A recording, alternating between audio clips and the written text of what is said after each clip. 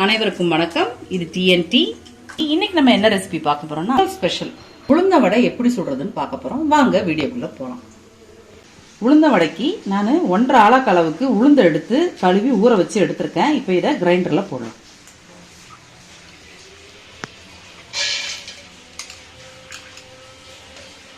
தண்ணிலாம் சேர்க்கக்கூடாது. எடுத்த உடனே உளுந்த மட்டும் எடுத்து போட்டால் போதும்.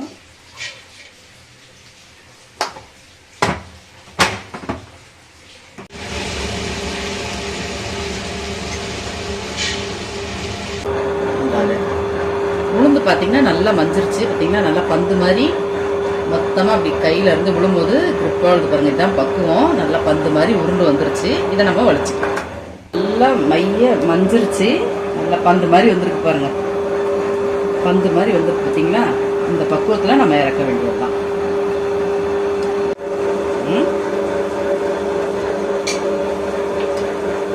இப்போ நம்ம அரைச்சி வச்ச உளுந்த மாவு எடுத்துக்கிட்டேன். அதுக்கு தேவையான அளவு கொஞ்சமாக மிளகு போட்டுக்கிறேன். 2 பச்சை மிளகாய், 1 வெங்காயம், பெரிய வெங்காயம் பொடியாக நறுக்குனது, கொஞ்சமாக கருவேப்பிலை, கொத்தமல்லி, இதெல்லாம் இதில் சேர்த்துக்கலாம்.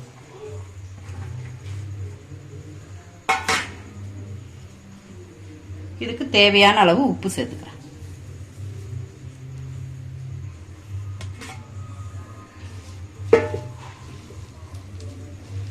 நல்லா இதெல்லாம் மிக்ஸ் ஆகிற அளவுக்கு நல்லா நம்ம கலந்துக்கலாம். 1 வெங்காயம் போதும், ரொம்ப சேர்க்கணும்னு அவசியம் கிடையாது மெதுவடைக்கு.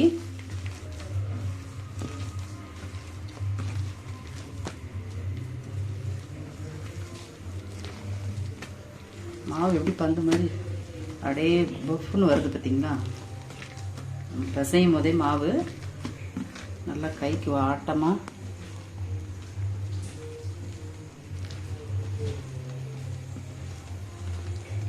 இப்ப கடைசியா இதுக்கு ஒரு 1.5 ஸ்பூன் அளவுக்கு கார்ன்ஃபிளவர் மாவு சேர்த்துக்கிறேன்.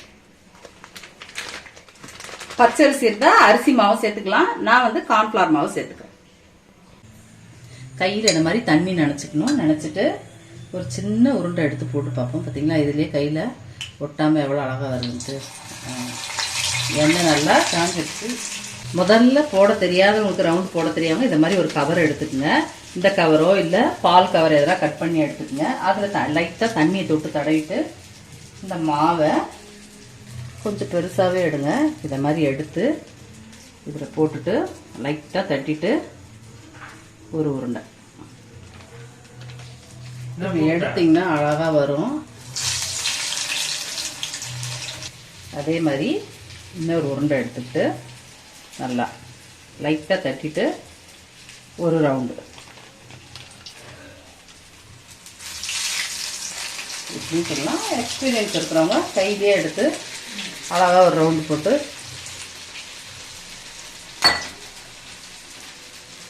ஒரு ரவுண்டு அப்படி எடுத்து அது போட்டு நம்ம வந்து இப்போ பிளாஸ்டிக் கவர் வச்சு போட்டு காமிச்சேன். நீங்கள் பால் கவர் இருந்தால் பால் கவரில் போடலாம். அப்படி இருந்தால் வாழையில கூட அழகாக கட் பண்ணி வச்சு தண்ணி தொட்டு இதே மாதிரி போடலாம். கொஞ்சம் ஓரளவு நல்லா பழகி இருக்கிறவங்க கையிலேயே போட்டுருவாங்க. அப்படியும் போடலாம். மாவு பக்குவம் மட்டும் நல்லா கிரிப்பாக பார்த்து பந்து மாதிரி நல்லா இறக்கணும். நான் இதை திருப்பி விட்டு அப்புறம் ஒன்றா கட் பண்ணிக்கிட்டேன்.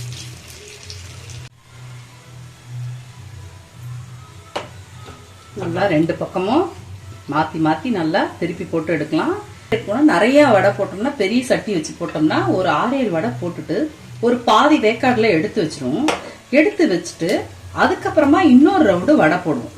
அந்த வடையும் போட்டு என்ன செய்வோம்னா ரெண்டுத்தையும் வந்து அதுவும் பாதி வேக்காடு வேக வச்சு எடுத்த பாதி வேக்காடு வடையும் இந்த வடையும் சேர்த்து மொத்தமா போட்டு மறுபடியும் ஒரு ஃப்ரை பண்ணோம்னா பாத்தீங்கன்னா ஹோட்டல் வடை எப்படி இருக்கு அத மாதிரி நல்லா கிறிஸ்பியா இருக்கும்.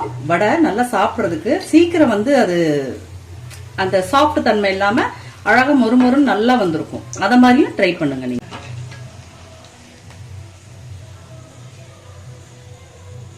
வடையெல்லாம் சுட்டாச்சு. இதுல ஒரு டிப்ஸ் என்னன்னா, ஹோட்டல் வடை மாதிரி வரணும்னா ஒரு 5-6 வடையை போட்டு ஒரு பாதி வேக்காடுல எடுத்து வச்சிருங்க. அடுத்த ஒரு 5-6 வடை போட்டுட்டு அதே பாதி வேக்காடு இருக்கும் போதே இந்த ஏற்கனவே எடுத்து வச்ச அரை வேக்காடு உளுந்து வடையும் அதுலயே மொத்தமா சேர்த்து ஒரே கடாயில ஒரு 3 மினிட்ஸ் மாத்தி மாத்தி பரட்டி எடுத்தீங்கன்னா அப்புறம் எடுத்து நம்ம அது எடுத்து பாத்திரத்துல வச்சு கொஞ்சம் ஆறுனோடனே எடுத்து பார்த்தீங்கன்னா நல்லா மொறு மொறுன்னு இருக்கும் வடை. சாப்பிட பொங்கலுக்குனா ரொம்ப வெண்பொங்கல், பொங்கலுக்கு சக்கரை பொங்கல் இதெல்லாம் வச்சு சாப்பிடும்போது சூப்பராக இருக்கும். இன்னைக்கு நான் செஞ்சிருக்கிறது பொங்கல் ஸ்பெஷல் வடை. இப்போ ஒரு வடையை நான் உங்களுக்கு பிச்சு காட்டுறேன் பாருங்க. சத்தம் பார்த்தீங்களா, பொறுன்ட்டு நல்லா சூடாக சுட சுட ரொம்ப மெதுவாகவும் உள்ள நல்லா வெந்து பார்த்தீங்களா, நல்லா வெந்து நல்லா வந்திருக்கு. நல்லா பிக்கும் போது அந்த மொறுமொறுப்பு கிறிஸ்பி தன்மையும் இருக்கு. நல்லா வந்திருக்கு, மொறுமொறுன்னு இருக்கு. உப்பு காரம் எல்லாம் அளவா இருக்கு. நீங்களும் உங்க வீட்டில் ட்ரை பண்ணுங்க. இந்த வீடியோ பிடிச்சிருந்தா லைக் பண்ணுங்க, ஷேர் பண்ணுங்க, சப்ஸ்கிரைப் பண்ணுங்க. Bye friends.